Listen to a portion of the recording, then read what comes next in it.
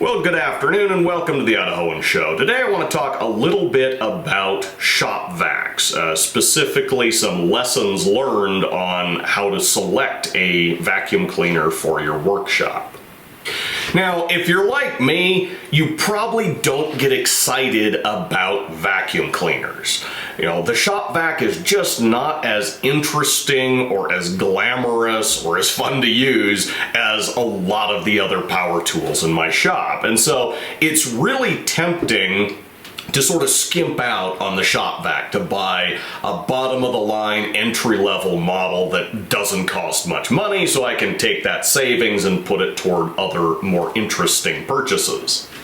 The trouble is that all of the entry-level, inexpensive shop vacs on the market, as far as I'm aware, come with relatively small diameter hoses. I want to say it's 1.5 inches or 1.25 inches inside diameter hose. And those small diameter hoses get clogged very easily. Now, if you're just vacuuming up sawdust, small wood shavings, maybe a little bit of dust that gets tracked in on the floor, that's probably okay. You could probably get away with that. But in my case, where I'm primarily using it to clean the lathe and the mill, and so I'm vacuuming up metal shavings that probably have some residue of cutting fluid on them. They stick together very easily. Some of them, maybe sort of long coils that can clump up very easily. Those small diameter hoses will clog up instantly. You'll lose your suction. They're very difficult to clear the clogs, and so all of these shop vacs that have the small diameter hose are just more frustration than they're worth. So, if you're going to be vacuuming up metal shavings, you need a larger diameter hose. 2.5 inch diameter hose seems to be about the standard in the larger shop vacs. I would like to have something even bigger than that, like a 3.5 or a 4-inch diameter hose, but I haven't been able to find a shop vac with anything larger than the 2.5 inch hose, at least not among the vacuums that I've looked up specs for. I haven't been looking too closely at the specs of anything that costs more than a few $100s. Anyway, so with a 2.5 inch hose, clogging is still kind of an issue, but it's a lot more manageable. At least with a 2.5 inch diameter hose, the shop vac becomes a useful piece of equipment for keeping machines clean. Now you might think, well, that's easy. I'll just buy a cheap entry-level shop vac, throw away the small diameter hose, and finagle a custom fitting so I can put a bigger hose on it. Well, I tried that, and it doesn't work. Here's why.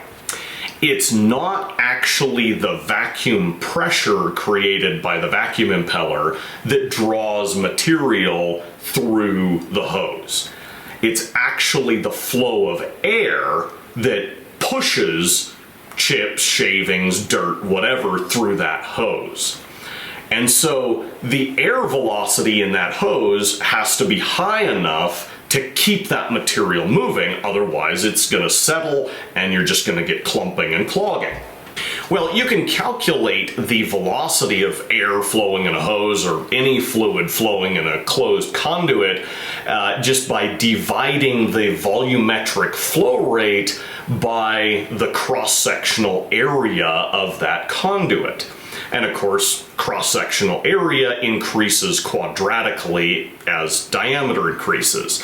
So if you put a bigger diameter hose on a small shop vac, you have now drastically reduced the velocity of air in the hose, and so material that gets sucked in is not going to flow through the hose very well. It's going to settle, it's going to clump together, and if anything, the clogging problem is going to get worse instead of better. Furthermore, the power required to pump any given fluid through a conduit is proportional to the volumetric flow rate multiplied by the pressure differential across the pump. So, bottom line, you not only need a shop vac with a relatively large diameter hose in order to suck up metal shavings, you also need one with enough horsepower to maintain a high velocity of air flowing through that large diameter tube. So unfortunately, the shop vac is not something that you can skimp on if you want one that's actually going to work in a metal shop. Because you need a big one with the larger diameter hose, and you also need one with a lot of horsepower to keep the airflow moving through that large diameter hose with enough velocity to carry your chips all the way to the collection drum. So that was something I kind of learned the hard way and thought I would share it with you all in case someone can benefit from my experience. Until next time, thank you for watching the Idahoan Show.